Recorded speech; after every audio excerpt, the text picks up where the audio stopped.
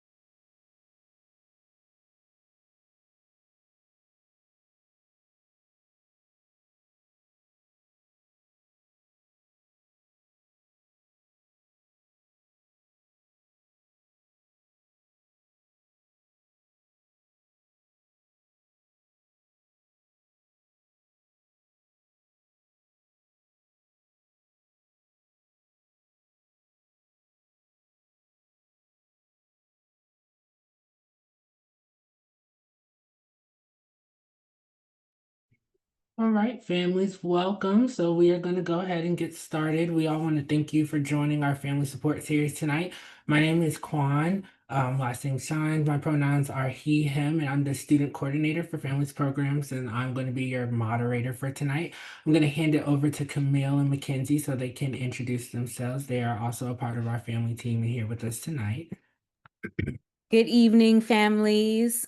Thank you for joining us tonight. My name is Camille Clark. My pronouns are she, her, and hers. I am the Associate Director of Family Programs in the Office of New Student and Family Programs.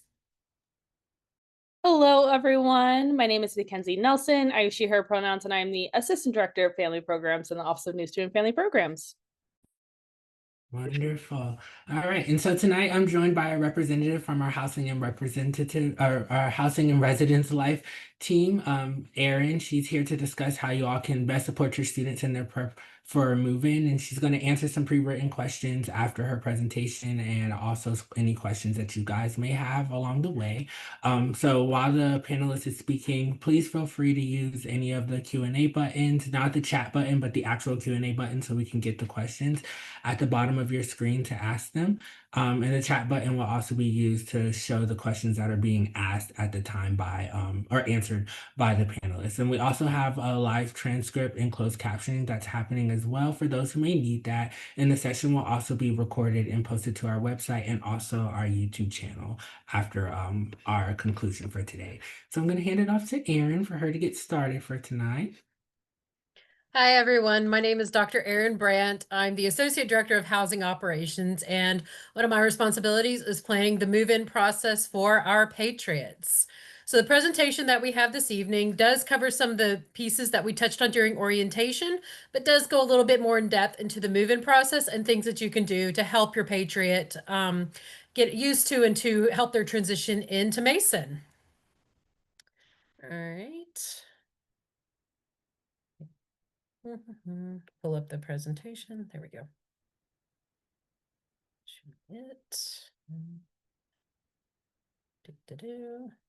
All right. So as you're preparing your student for orientation, there's some things that they should start doing now in order to prepare for their transition to Mason. One of those first things is making sure that they do complete their immunization record. And the information on how to do that, there is a link in the presentation, and it can also be found on the Student Health Services website. All the information about uploading their immunization information can be found in there, and your student may have received an email if there's anything that's incomplete or if there's any steps that they need to take with that immunization process. But we do strongly recommend logging into the portal and checking over that prior to move-in, just to take one more thing off of your mind when you arrive to campus.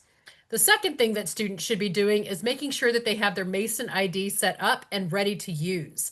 The reason for this is that their Mason ID is their key to everything on campus. It gets them into their residence hall, it gets them into their room. They have Mason money on there. If they have a meal plan, they're going to need that to get into the dining halls and access their meal plan. If they're, going to the library, the rec center, anything on campus, they're going to need that Mason ID. Please know that it does take about 3 to 5 days for their picture to be reviewed and approved. So students do take a picture. There's instructions online on the online Mason card portal about what they need to do for that picture and upload it. And so we recommend doing this prior to arriving to move in because of that 3 to 5 day period. And then, of course, making sure that their ID is up and ready to use because we will be checking that when they get in line for move in. If you want your students to do laundry, like I said, this is one of those important things that they do need to have set up before they arrive to campus. Some other things to know about the residence halls. When packing for the residence halls, and all students have their housing assignments by now. So if your student is in a traditional hall, that means that they're going to have a community bathroom and they're going to have community kitchens. So essentially that means that students will not be responsible for cleaning their own bathrooms. So you don't have to worry as much about those cleaning supplies. If your student is going to be in a suite style residence hall, so Commonwealth and Dominion, those students are responsible for cleaning their own bathrooms. So making sure that you're packing like Clorox wipes, cleaning supplies, toilet paper, those sort of items that your students will need for that bathroom. And it's also, there are also community kitchens within those areas as well. So that is kind of the main difference between our traditional and suite style. And if we have any students that are joining us who maybe transfer, if you're going to be an apartment style, the bathrooms are shared by occupants and they have kitchens within the units as well. So you're going to need your cooking supplies, so pots, pans, spices, seasonings, whatever for your kitchen. And then your bathroom, you'll be also responsible for cleaning as well. So that's the difference in our housing styles on campus. For the furniture, students each receive a twin extra long bed with an adjustable frame, meaning that they can raise it or lower it. They do raise to about 3 feet. So if your student is planning to put things under their bed, they're able to raise it up. If they're planning to use risers in addition to raising it to 3 feet, we do strongly recommend bringing like a stool or something like that, unless they plan to pole vault onto their bed, because that does set it pretty high. So making sure that you consider those things when you're planning the room, when your student is planning their room. They also get a desk with a chair, there's a dresser, and they have a wardrobe or a closet. So if they don't physically have a closet in their space, they do have a wardrobe for their clothes storage. Some of the amenities that our residence halls offer, laundry. Laundry is included with the price of their housing. So no having to haul quarters back and forth from home. It is included with their fee. They just use their Mason ID. And there's an app that they can download, the Speed Queen app, that they can download in order to track the machines and do their laundry. We also have common areas. So if there's going to be any group study or individual study, if your student just needs a break from their roommate or something like that, we do have common areas for that in the residence halls as well. Come on. There we go. Didn't skip. There we go. Sorry. I want to make sure we weren't missing any slides. So here we have 2 QR codes, and I'll just pause just a minute to allow you to scan those. And if you want to bookmark them, the first one on the left of your screen is the things to bring. So this is the page that you'll want to pay attention to when packing. One of the recommendations we actually make when telling students to pack is bring the essentials. Don't necessarily overpack. We do have Walmart, we have Target, we have a lot of stores in the areas to help, like if you forget something, to go purchase that. But we do recommend bringing the minimum when coming to campus. The residence halls, remember, the rooms are not that large, and your student and their roommate, or if they have 2 roommates in a triple, that's going to be a lot of individuals and things within the room. So making sure that really being considerate towards what they're bringing and that sort of thing. The other QR code is for the micro fridge rental through the company that we partner with, which is Breeze. And actually their early bird pricing does end tonight. So if you're looking to order a micro fridge, we recommend doing it now because it does save you a little bit of money to order that now while they still have that special pricing going on. One of the reasons that it's good to partner with them is that you then don't have to worry about what to do with a microfridge over the summer, hauling it in and out of the residence halls. Breeze will bring in the fridges right before students move in, and they will remove the fridge at the end of the semester when students move out. So again, it's kind of one less thing to worry about when you're moving into the residence halls. They're compliant with the residence halls, so you don't necessarily have to worry about the size, the voltage, and those sort of things either. And if you lose the QR code or anything like that, we have this information on our website, and students also received it as part of their move-in guide. So preparing for move-in. As a parent or a supporter of your student, some of the things that you'll want to do to help them prepare for move-in is talk about who the student wants in the room when they're unpacking and setting up. And the reason why we recommend that is that when a student is moving in, chances are they may be moving in at the same time as their roommate. And so that roommate will also have their family and supporters there as well. And so if you have two students and all of the families and supporters of those individuals in the room, that is a lot of people in one room at once. So we strongly recommend having that conversation with your student about who's going to be with them in the room, unpacking, what role they want you to play, and allow your student to take charge of this conversation. Encourage them, just ask questions and encourage them to speak up about what they're expecting from their move-in experience. And also consider designating a family member or friend to drop off for the first unloading trip. And the reason for this is that when you go into your unloading zones and you're unloading the car is never unoccupied. Somebody has to stay with it and it must be immediately moved to one of our long-term parking areas. So if your student wants you to be with them when they first go up to their room, make sure that you have someone designated to move that car onto the long-term parking spot, whether that be a family member, friend, or something along those lines. Because I know that a lot of students wanted to have someone special with them when they first get to their room. Letting your student take the lead for setting up their room, thinking about where they want their bed to be positioned. It can't be under the window, but there are a lot of there's different ways that they can configure their room, where the desk goes, where the chair goes, like all of that stuff. So encourage your student to take the lead for that. Like I said, pack what your student will need. Stores are nearby. A lot of times we have students and parents who will show up with a U-Haul, and that generally means that too much stuff has been packed for their residence hall, and a lot of it does tend to go home. Also, make sure that you're keeping the receipts for everything in case you need to return it and you don't end up using it at move-in. Focus on what your student needs and wants and respond accordingly. Like I said, this is the beginning of them shaping their own experience while at Mason. So we want to make sure that they're getting that they're in a space where they're able to advocate for what they need, what they're looking for, and what their expectations are. But we also encourage setting boundaries and expectations with roommates.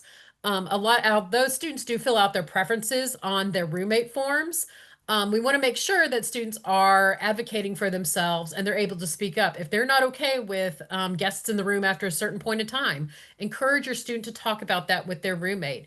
If when it comes to one of the biggest roommate complaints that we see is like when suite style, when students are not taking the appropriate terms for cleaning things. So making sure that they set a schedule for cleaning and they stick to it. Talk about accountability measures. One of the other ones is who's going to buy toilet paper and some of the supplies and those sort of things. So making sure that you're having that conversation. Housing and residence life does work with the students and have them do roommate agreements, but part of that process means a student does need to say what they're okay with and what they're not okay with. So make sure that you're having that conversation with your student and encouraging them to speak up for themselves during those moments. If you're going to be arriving from far away, consider arriving a day early and staying the night close to campus. This takes a little bit of pressure off with the traffic and some of the other things that may be going on. We do work closely with GMU PD and parking and transportation to keep the traffic flow going around campus, but we can't necessarily control the traffic outside of campus. So make sure that you're planning for your day and you're just taking things into consideration and doing what you can to make the move-in experience a little bit less stressful. So for the move-in process, our new students that arrive on August 20th and the 21st, which is not that long from now, they will be checking in at the Angel Cabrera Global Center. And so there's a side entrance on the left. There will be a big banner that says students check in here. The students will go in through that side entrance and students only. So parents will be able to, they are welcome to wait in the lobby where it is nice and air conditioned. And we will have, I know Family Farewell will be there. And we usually have like our table to answer questions and such. There will be some refreshments available in there. So parents and supporters are welcome to go wait in the lobby area while we're checking in your students through that area. It does tend to be a little bit busy in the morning. Last year, I want to say that we didn't have a line by about 10 a.m. So if you're not necessarily in a huge rush to get to campus, we do usually recommend maybe waiting a little bit if your student doesn't necessarily want to wait in line in order to check in, but we do move through it as fast as possible.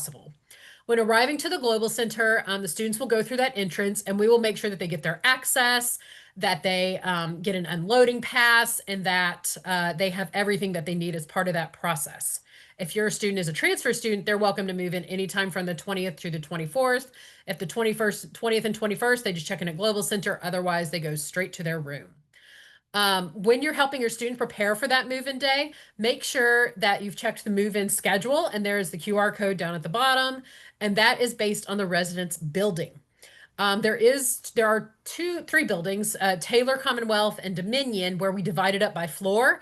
And that's primarily because elevators are used, and that just helps with the flow of traffic if we're able to break it up a little bit more. So make sure you're looking at the move-in schedule. If you can't make your students move-in day, students are welcome to move in after their assigned move-in day, but not before. That's basically to help with the traffic flow and those sort of things. Residents should label absolutely everything with their name, building, and their room number. The reason for this is that we have a wonderful team of volunteers and professional movers who help with the move-in process. So whenever you pull into the unloading zone, they are going to come up to your car and they will pull absolutely everything out of the car. So if there's anything in your car you don't want to be taken to your student's room, we recommend removing that from your vehicle. Once that's been pulled out of their car, it is put into green bins or carried up to their room.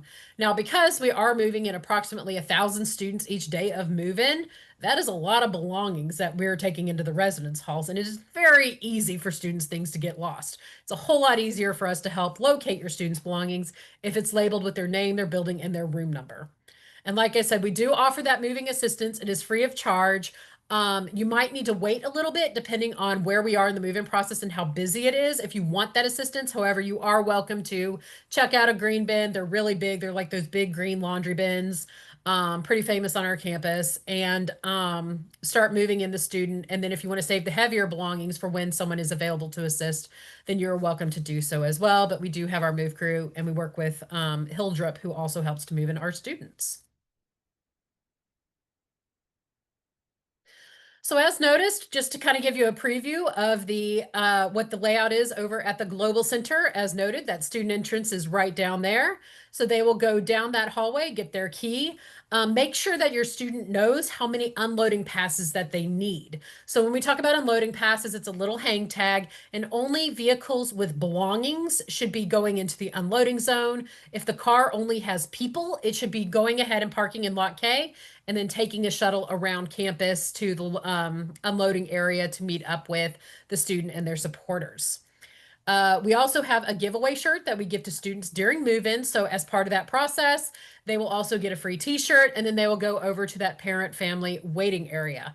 Chartwell's, the dining company that has recently contracted with the university, so new, they will also be on site, and we have asked that they have their nutrition present because we know that there are always a lot of questions about dining concerns, allergies, like dietary concerns, and those sort of things. So Chartwells will have representation over in the dining area. If you have any questions about meal plans or anything like that, they'll be around to help with that. We'll also have our housing tour ambassadors there to answer any questions that you may have related to the housing process. So once your student makes it through this entire area, they will then exit and they will be heading over into their unloading zones, and we will have the signage all around campus directing students to where they need to go based on their housing location. So if your student is upper level, if they're a transfer student planning to move in a little bit later in the week, we just want to share a little bit of information. The upper level students, they have a self check-in process if they're moving in the 22nd through the 24th. So part of that process, students are actually able to log in now to the housing portal. They select the day that they move in. We will go ahead and put that access on their ID before they arrive to campus, and they will just be able to check out a green bin and head up to their space. So our upper level students don't necessarily have the official check-in process that our first year students do. But please know that with that process, the mornings do tend to be a little bit busier for those residents. And like I said, a little bit about the process for both new students and the upper level students. The biggest thing to know is that cars cannot be left unattended. And this is both for new student and upper level. And this allows us to keep the traffic flowing. It allows everyone, we usually get the cars unloaded in about 10 to 15 minutes. So it does allow us to move one car, get another in its space, get it unloaded, and keep it moving throughout the day. We also do provide lunch that day. Lunch is provided for free, and it's actually going to be in Southside Ike's or the Globe. from 11 a.m. to 2 p.m. So students, families, supporters, friends, whoever is helping with the move-in process, welcome to join us for lunch those days. Housing and Residence Life picks up the check. We also provide shuttles, as noted earlier. So after doing the unloading and you drive back over to Lot K to permanently park, we do run shuttles throughout the day. The last pickup is at 4:15 and they do end at 4:30. So if you don't want to be walking across campus in our lovely August heat, make sure that you take one of the shuttles back to that long-term parking area in Lot K. Some other general recommendations. The weather does tend to be rather warm at the end of August, so making sure that you're dressing comfortably. Encourage your student to be talking about who will be bringing what with their roommates. So those bigger items like fridges, microwaves, TVs, those sort of things. Make sure your student is covering that conversation in order to really maximize the amount of space that they have within their room, and to maybe reduce the duplication of items. Each student is welcome to have their own microwave and their own refrigerator. But like I said, if your student is really looking to maximize space, really consider who is going to be bringing those bigger options. And then if your student does need multiple unloading zone passes, so like if there's 2 cars with belongings, just have them tell us that there are 2 cars and we'll be happy to give them those unloading zone passes for their vehicles. And that is all that I have for this presentation. I believe that we will start answering questions. Thank you so much, Erin. Yeah, so we'll get directly into the questions. One thing that I am seeing frequently, if you can talk a little bit more about the moving crew, and if like students will have people that can assist them with moving their things in, once they get here. Yeah, so we do have the Move Crew, which is a team of volunteers. So it's faculty, staff, upper level students, student organizations, athletes. Everybody is excited to welcome our students back to campus. And so the Move Crew is the student volunteers who are available to help move belongings into rooms. And then we do hire a professional moving team, and they really help with a lot of the heavier items, getting those up and down the stairs through the elevators and that sort of thing. So there is moving assistance that is available those days. Like I said, it does kind of get a little busy around like 9 a.m. and then a little bit afternoon. If you do end up going off campus, purchasing something, and you need to come back to campus, you can re-enter the unloading zones on the 20th and the 21st, but keep in mind that there may be a line to get back into those unloading zones. So our recommendation is that if you go off campus and you buy things, and it's light enough to carry, we recommend parking in Lot K and taking the shuttle back to the residence halls rather than taking the vehicle in there if it is something light that you can carry in bags and that sort of thing. And a follow-up question to that, with the moving crew, are there specific times that they're available and not available? Nope, we have them throughout the day from 9 a.m. to 4 p.m. They have 2 shifts. So we make sure that we do have volunteers throughout the day for our students. All right, and moving on to our next question. Can you explain again what comes inside of the dorm? So does it come with, it comes with the bed, it comes with a chair, it comes with a desk, and what it doesn't come with? Yeah, so each student will receive a wardrobe. There's their bed, the mattress, of course, their desk, and their chair. So when you go on our website, we actually have virtual tours of the residence halls, and those show what is exactly in the rooms.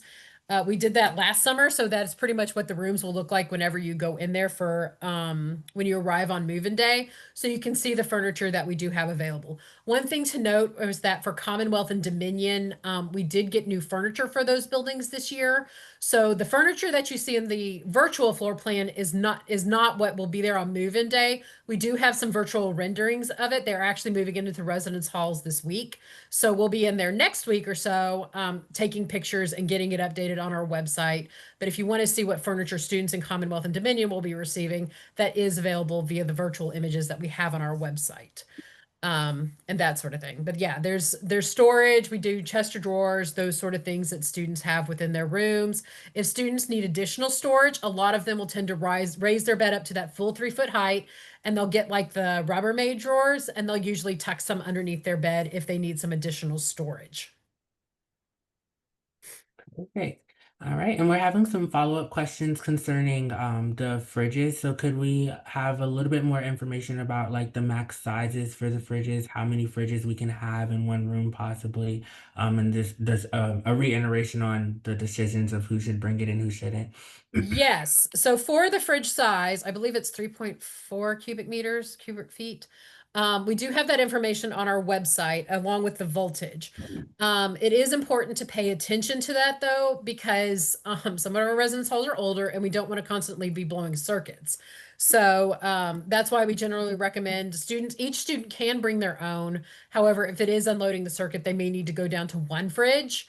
But they can go ahead and bring each. We haven't run into that issue too often. Usually it's if they both have fridges, both have microwaves, both have TVs, like the electronics are maxed out is usually when we really only run into that issue.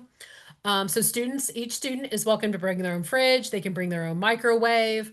They're welcome to have those kinds of appliances. One thing to note is that in the traditional halls and suite styles, they cannot have anything with an exposed heating element. So we usually tell students if it's hot to the touch or it turns red, you can't have it in the suites or the traditional halls. You can have a Keurig because the heating element is contained, and that sort of thing. But they can't have like air fryers and that sort of thing within the traditional and suite style residence halls. So that is one thing to note when packing and coming to campus, and you're kind of getting all of those things together and considering the bigger things to bring. Thank you. All right. Our next question, for air conditioning units in front of the windows, can we place things in front of that as long as it doesn't interrupt the airflow? No, and nothing can really be placed under the windows, mainly because it's a point of egress. So in the case of an emergency, we do need to have the window areas clear.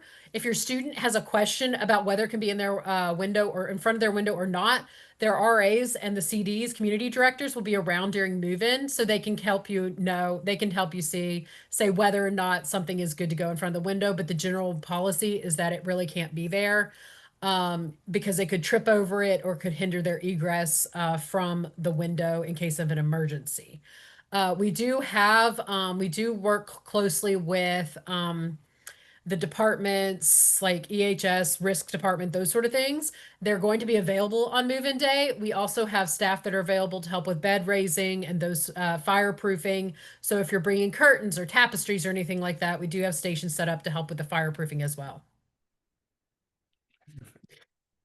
All right. And kind of shifting gears a little bit, can we talk about roommate contracts and what that would look like, the I guess statute level of if there's issues or concerns with the roommate, how we would go about fixing that? Yeah, so like I said, a few weeks into the semester, first year's residents will be prompted to sign a roommate agreement with their roommate. And the reason why we do it a few weeks in is because it takes a little bit of time to get to know your roommate, to kind of get to know who they are as a person, what they're looking for in a roommate, and for your student to kind of establish here's what they're okay with and here's what they're not okay with. So as part of that process, that roommate agreement will prompt them to ask certain things like room cleanliness, how clean they want to keep their room, when do they want to have guests in, when is basically the quiet time within their room, when does, should TVs be turned off, when should, headphones be used, and those sort of things. So that will happen a few weeks into the semester for students to be able to fill out and kind of advocate for what they want within their living environment.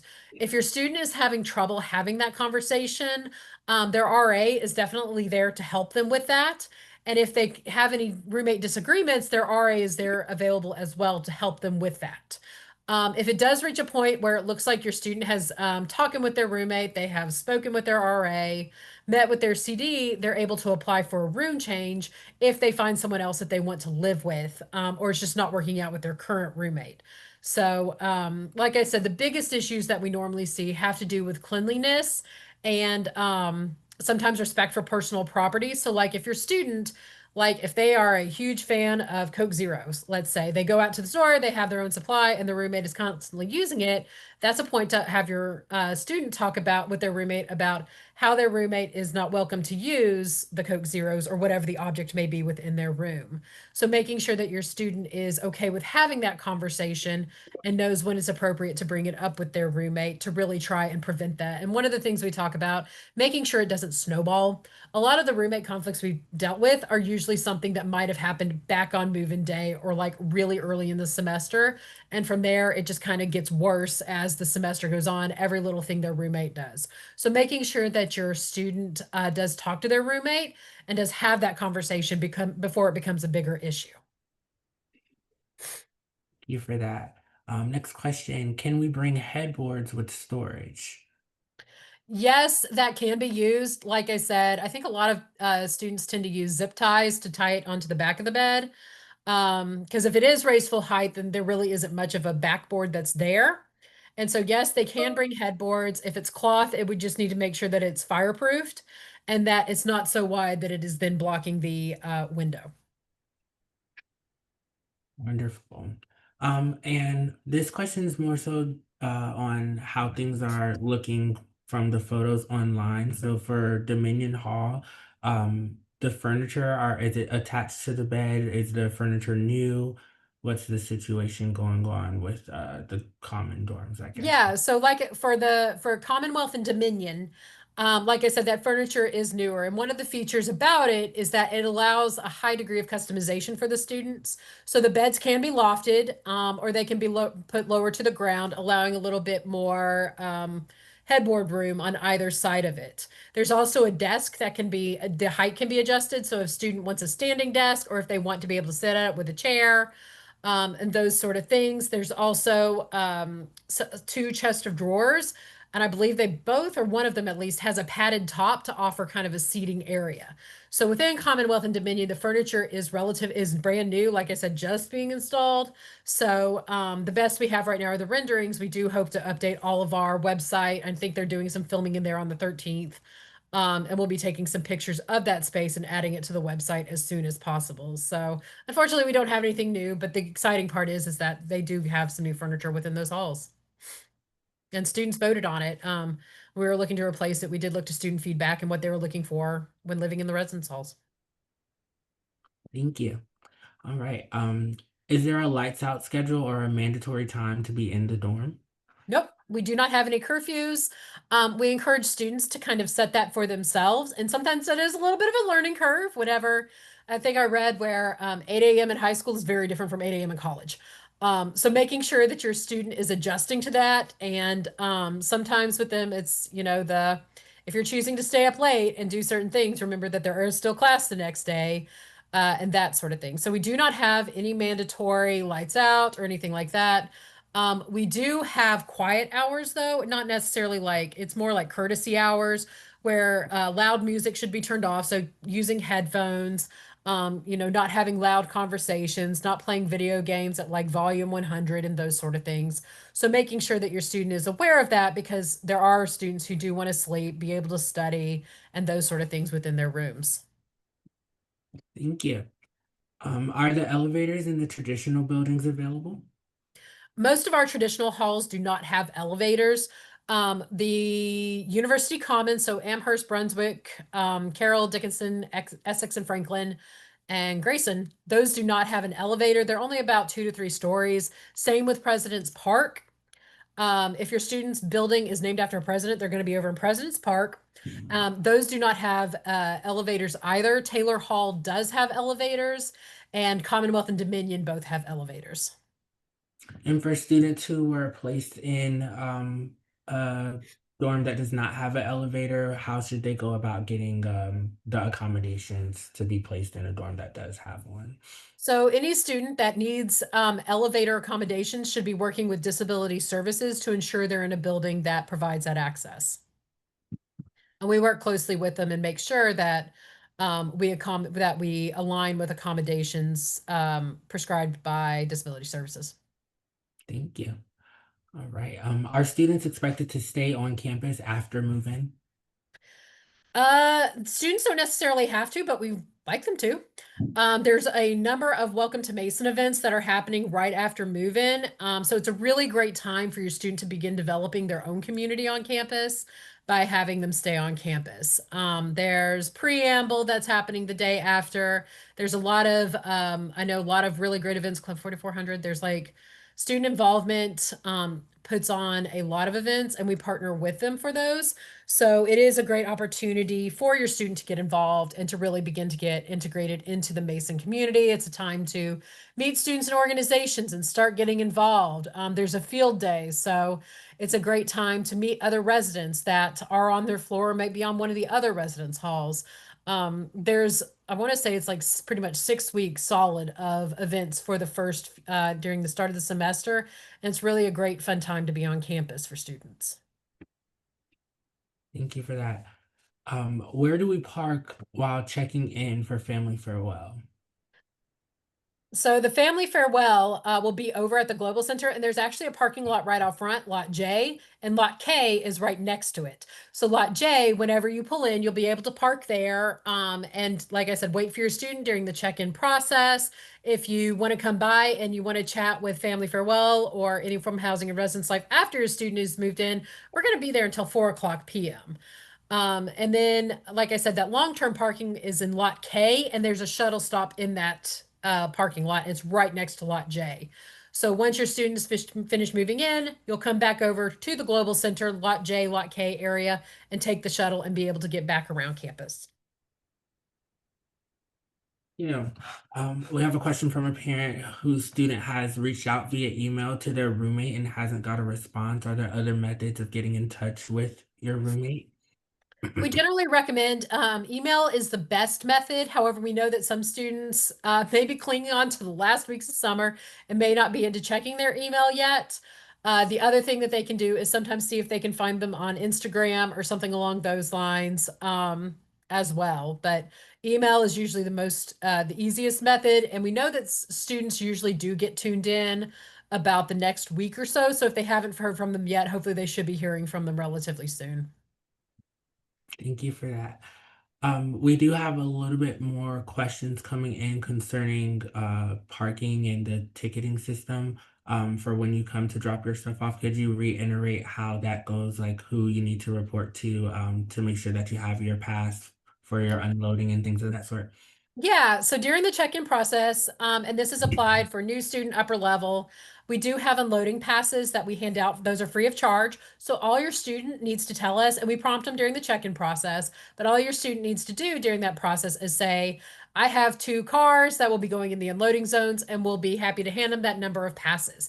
Even if they're not going to the unloading zone, we work with parking and transportation, and they generally do not ticket Lot K during the move-in process on the 20th and during the 20th through the 24th. And that's because we know that a lot of students are coming to campus, they're unloading. We know that there's cars that may not have their parking passes and that sort of thing. However, if your student does have their parking pass, we do recommend having that car in their car as soon as they arrive to campus, because that will then allow them parking in the parking lot to which their parking pass corresponds with. So if they're going to be in the Rappahannock deck, they can park up on the upper level. If they're going to be over in the Shenandoah lot or in the Shenandoah parking garage, they can go ahead and start parking in there. So if your student does have that parking pass, we recommend going ahead and having that in the car and then using the unloading passes for other cars that may not necessarily have a parking pass. But Lot K, we do work with parking and transportation to not ticket during those times. Wonderful. Are students allowed to move in on days that they were not assigned? So students can move in after their assigned date, but not before. So if that 20th doesn't work for you, that's okay. 21st, you can come. The only thing to know is that during the upper level move-in days, we do not provide move-in assistance. So if they want that move-in assistance, then they do need to move in the 20th and the 21st. But the 22nd through the 24th is for our upper level, and we don't have moving assistance available on those days. Thank you. Are students allowed to bring carbon monoxide detectors in their rooms? Um, That would be something that our EHS team would be able to answer. And it may depend on the specifics of the detectors and such, but I would recommend seeking out one of our members from Serum who is part of that team, and they can help to answer that question during move-in. Alrighty. For suite style dorms, the ones that for the thermostat situations, could you explain how those work, how temperature is decided between roommates, where the thermostats are, and things of that sort? Yeah, so for our traditional residence halls, aside from Taylor, there isn't there are some thermostats in there. I believe it wavers between 68 and 72, but the thing to know is that they're two pipe systems, meaning that they either run hot or they run cold. Our facilities team monitors the temperature. So right now the air conditioning is on, so the building should be nice and cool when moving in, and then the winter they'll turn it over to heat. So it will be a heat only during that time frame. So there isn't really a whole lot of range in terms of the temperature and being able to adjust the thermostat within the residence halls. We have it, they actually just installed new thermostats in some of the residence halls over the summer in order to better monitor the temperature and that sort of thing within those residence halls.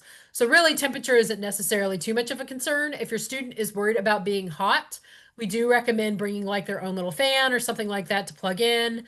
If they're worried about being cold, they can't have a heater within their residence halls, but we do recommend bringing plenty of blankets, sweatshirts, and that sort of thing if they're concerned about being cold within their rooms. Wonderful. And follow-up question to that, I did notice you stated that students are allowed to bring fans, but they aren't allowed to bring heaters. Are they allowed to bring dehumidifiers? Dehumidifiers are generally allowed, but like I said, they should be checking the specifications of it just to make sure that it's not going to overload the circuit system. Like a personal bedside one isn't necessarily going to be too much of an issue, but if it's one of the larger industrial ones, that's probably going to be a little bit too much for us. Alrighty. And what's a recommended size for televisions? Um, we've had a little bit of everything come through the residence halls in terms of that. I've seen some 60-inch ones being hauled in there. It really kind of depends on the student. The only thing that we recommend is like I would probably say maybe 24 would be the largest comfortably within a residence hall room, because there's not really, you'd really kind of have to work at it to be able to hang it so that it's at an angle that they can see. We do know that we do have a lot of students who tend to game and bring two monitors. We're used to seeing that set up. For the TVs, cable is available on campus, and there is a streaming service that they can use that is also free of charge. So we do have that available, but like I said, I would probably, if your student's not sure, maybe either plan to purchase a TV that day or bring one, and if necessary, take it home if you're not really sure about the size that they would want within their residence hall room. But positioning one that's very, very large can be a little challenging to see in the rooms comfortably. And follow-up question to that, are students allowed to mount any of their things onto the walls or anything of that sort? They can only use command strips. The most of our traditional style residence halls are cinder block, so command strips really don't do a whole lot of damage on those walls. So command strips are very popular. I know that like when I was going to college, I used command strips, and then I put over my window for curtains. I used command strips, the hooks on either side, and then I rested the tension rod on top of that, and that kind of held it a little bit in place better and allowed me to use a little bit heavier weight curtain. So students can certainly use like the command hooks and those sort of things within the residence halls. If you're in Taylor or one of the buildings that has more of the drywall, the command hooks can be a little bit damaging unless you use them properly. So you kind of have to heat them up a bit before pulling them down and those sort of things. So I would just say be cautious about what's sticking on the residence halls because you want to avoid damaging anything within the rooms. Could you discuss what it looks like to keep like your bike or your scooter on campus and where those things would be kept and the safety and security protocols for that? Yeah, so students, for bikes, generally we don't recommend keeping it in the room because that's a large object in a small space and you can't block egress. So it couldn't block a window, couldn't block your door. There are plenty of bike racks around campus. I believe GMUPD still does the program where you can register those objects and they hand out the special locks when registering and the U-locks to really prevent theft on campus. If your student has an electric scooter or anything like that with the lithium ion batteries, those cannot be stored in the residence halls because they do present a high fire hazard. However, there are locations around campus where students can charge those items, and they can, of course, use all the bike racks and that sort of thing to store their belongings as well. Can we talk about laundry and trash and how that Mhm. works? Yeah, so like I said, students can download the Speed Queen app. They can monitor their laundry machine on their app, so it'll tell them when their laundry is done. Trash, students should probably plan to bring their own trash can with them to moving because we don't supply them, along with like small garbage bags. There are trash rooms within the residence hall, so your student doesn't have to walk very far in order to get rid of their trash. Will green beans be available if they have to come like back and forth? Will they always be available or is that temporary? Yeah, no, we have green bins available throughout the entire year. So if your student, like the next week, they get Amazon packages or something like that, they need to get something up to their room, green bins are available for that to help them get it up to their room. We do have those at the Piedmont and Eisenhower desks as well for them to be able to check out and use. Thank you. And I'm seeing more recent questions about the heated surfaces that we can and can't have. Could you recover that again? I remember you saying that if it like has an open surface, we are not supposed Yeah. to have it So in if it's hot to the touch, or if it's has an exposed heating element turning red, then they cannot have that in the traditional halls or the suite style residence halls. Those can only go into the apartments. And the reason for that is because, again, that does present a higher fire hazard to the residence halls.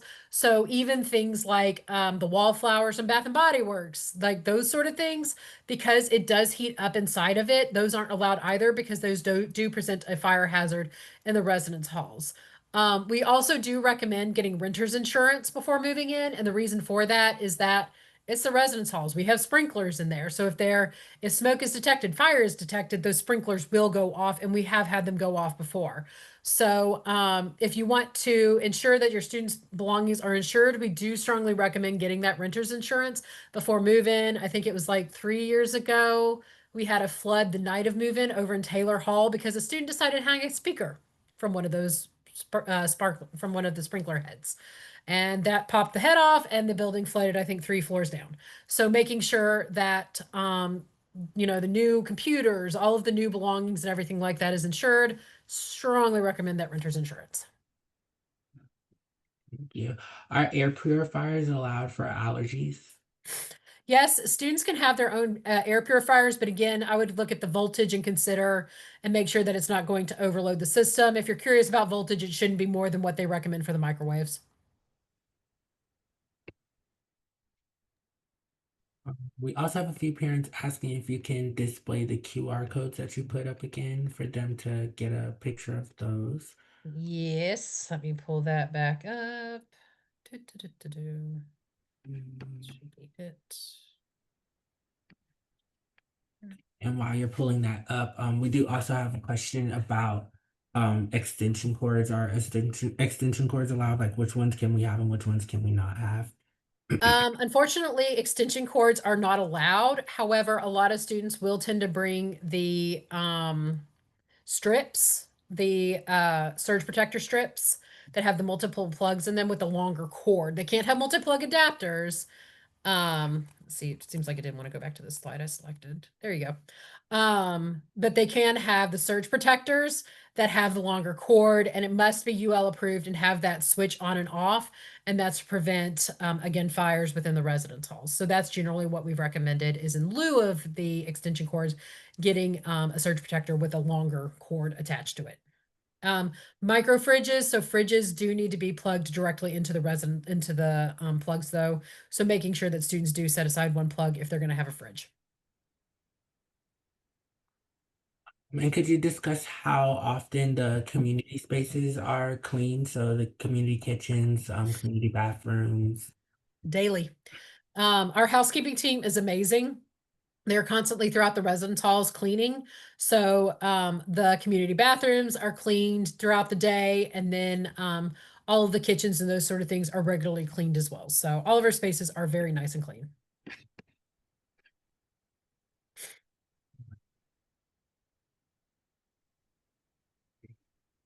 Are there restrictions on guests, pets, and things of that sort? Like, can people have other people over? Can people have pets and things of that sort? Yeah, so students can certainly have guests over. I believe that it is 2 guests within a 3-day period over 2 weeks or something along those lines overnight. So during the day, they're welcome to have guests within their room. Overnight guests, we do recommend talking with roommates first to make sure that they're okay with somebody else being in their living space. Pets are not allowed. If a student has an emotional support animal, that does need to be registered with disability services. They need to go through that entire process.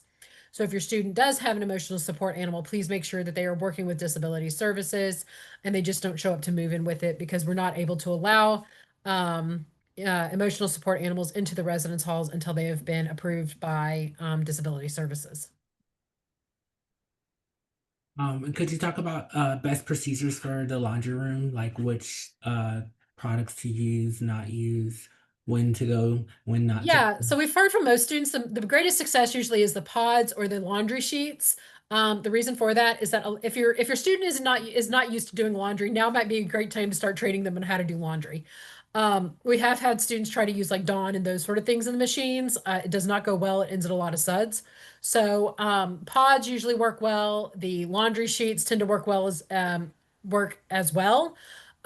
Generally, there's the general laundry etiquette where as soon as your belongings are done, making sure that they are there, they're pulling them out, they're moving over to the next machine, so that then frees up the machine. If students do wait too long, it does get a little cutthroat in there, and students will remove their belongings if the machine is left unattended and it's done. So making sure you're talking with your student about monitoring it on the app, keeping an eye on it, and those sort of things. We do provide students, like I said, free laundry. It's an allotment throughout the semester. If they go over their allotment, they may just need to talk to their community director in order to get more, but generally there is more than enough on their account to get them through each semester. Thank you. Can you go over the rules and the policies for alcohol, smoking, and drug use in the residence halls? Yes. So, of course, if a student is underage, they're not allowed to have alcohol within their room. Smoking is not allowed within the residence halls either.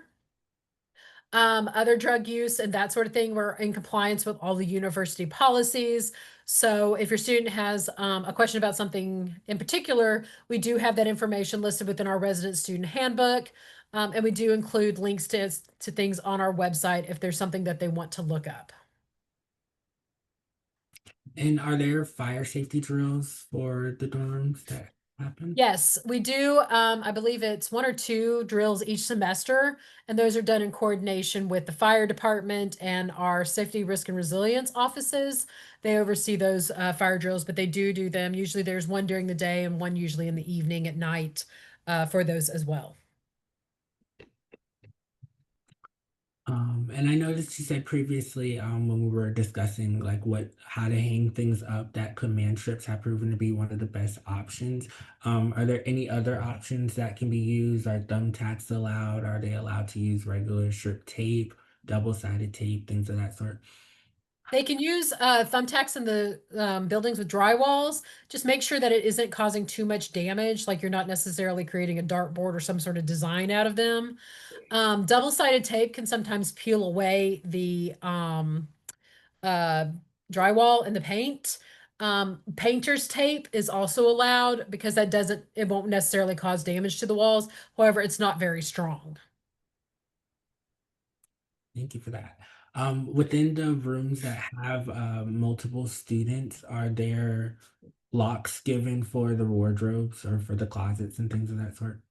No, we do not provide anything to secure belongings. So if a student is concerned about their belongings, they might want to look into purchasing like a small safe, small locker, something along those lines where they can put any valuables. I don't know that I don't think the wardrobes are able to be locked off the top of my head, just kind of how the holds are shaped. But if a student does have things that they're concerned about securing, like I said, we do recommend bringing a small locker or something like that they can lock and keep those items in.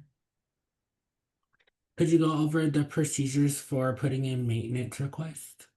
Yeah, so students, actually, whenever they check in, we hand them maps, and there's a little QR code on there. Their RA will also be having a meeting with them shortly after they move in. That kind of talks about how to do maintenance requests and kind of the ins and outs of living in the residence halls.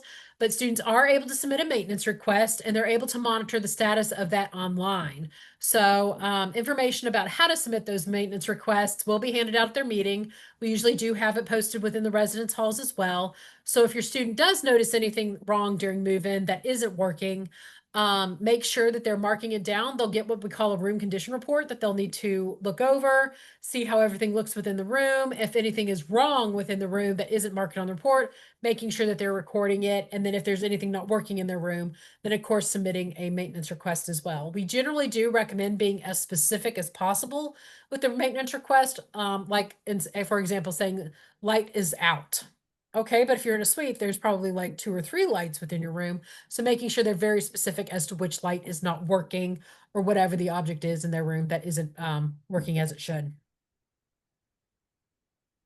Are students allowed to have irons within their room?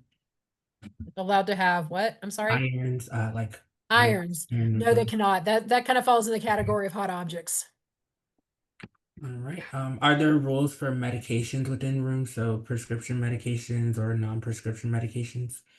It's mainly making sure that if it's prescription medications, that names align. So like the student's name should be that which is on the medication. If they have any questions about that or concerns, Student Health Services and GMUPD, I'd probably go to Student Health Services first, but they can help to answer the questions regarding any medication and that sort of thing.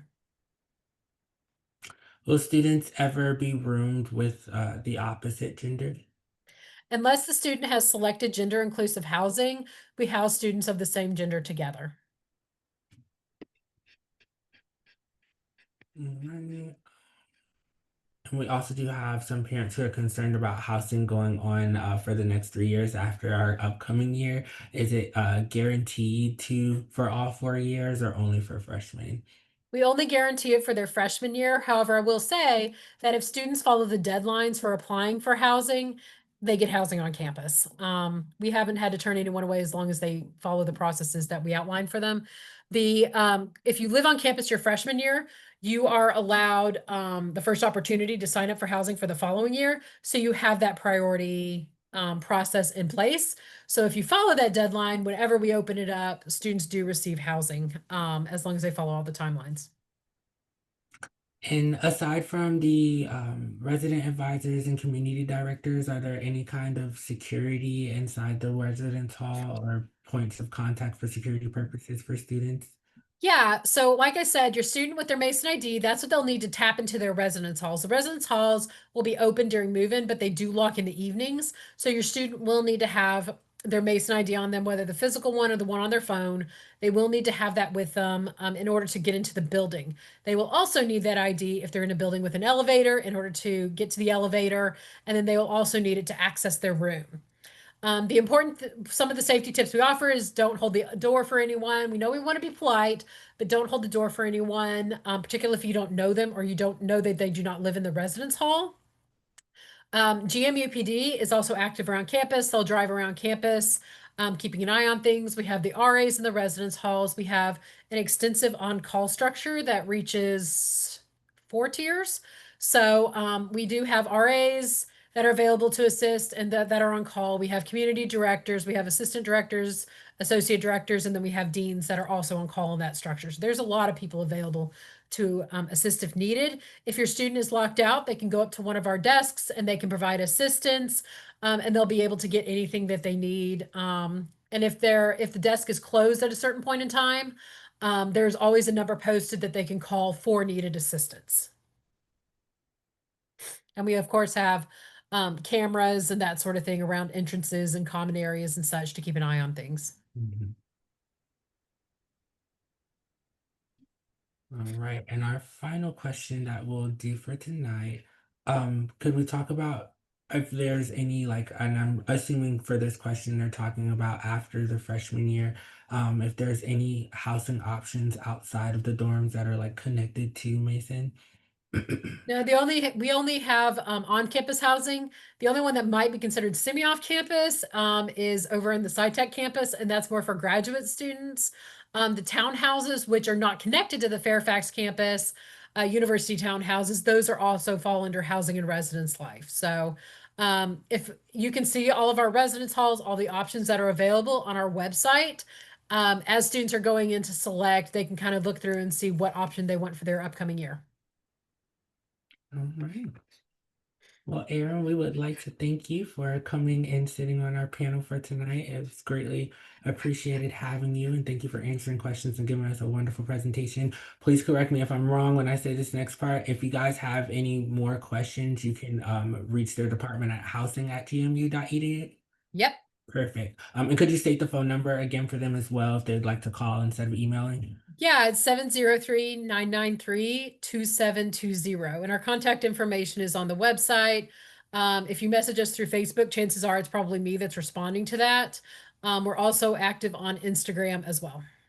Perfect. And guys, please feel free to email our department as well at families@gmu.edu with questions that you may have, and even including other things or things that you guys would like to see family support series on in the future as well.